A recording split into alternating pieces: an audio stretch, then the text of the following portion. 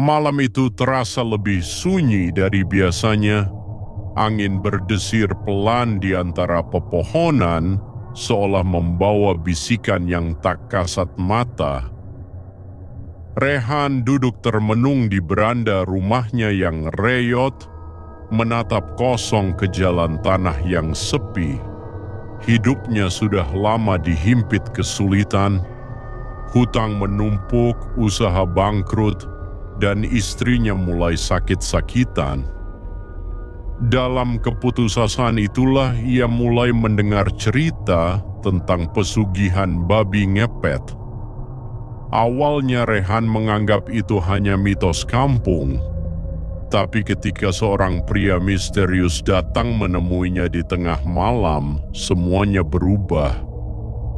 "Kalau kau mau kaya, aku bisa bantu," bisik pria itu, suaranya berat dan dingin. Rehan ragu, tapi bayangan istrinya yang terbaring lemah membuatnya mengangguk.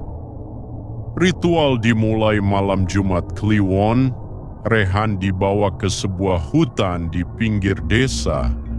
Di sana sudah disiapkan sesajen, lilin hitam, dan simbol aneh yang digambar dengan darah. "Mulai malam ini, kau bukan lagi manusia sepenuhnya," ujar sang dukun.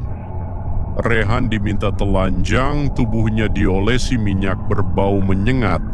Mantra-mantra dilantunkan, semakin lama semakin cepat. Tubuh Rehan mulai terasa panas, lalu dingin, lalu seperti ditarik dari dalam.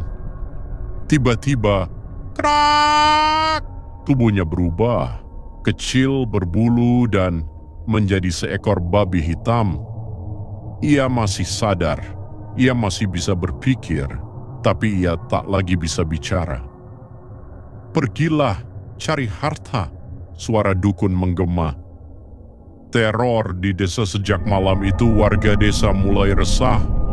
Uang sering hilang secara misterius. Lemari terkunci bisa terbuka sendiri. Orang-orang mengaku melihat bayangan babi hitam melintas cepat di malam hari. Rehan menjadi makhluk itu setiap malam. Ia berlari di bawah gelap, menyusup ke rumah warga, mengambil uang sedikit demi sedikit. Setiap kali berhasil, tubuhnya kembali manusia saat fajar. Dan benar saja, dalam waktu singkat, hidupnya berubah drastis. Rumahnya direnovasi, istrinya dibawa berobat ke kota, uang seolah tak pernah habis. Namun ada satu syarat yang tak boleh dilanggar. Ritual harus terus dilakukan, kutukan yang mengikat. Semakin lama Rehan mulai merasa ada yang salah. Setiap kali berubah, ia semakin sulit kembali menjadi manusia. Nafasnya saat siang terasa berat. Ia mulai sering mencium bau tanah dan darah, bahkan saat tidak berubah. Suatu malam ia mencoba berhenti. Ia tidak datang ke hutan. Ia tidak melakukan ritual. Ia berpikir semua sudah cukup. Tapi tengah malam, tubuhnya kejang sendiri, tulangnya retak, kulitnya menghitam. Ia berubah tanpa ritual, namun kali ini berbeda. Ia tidak bisa kembali.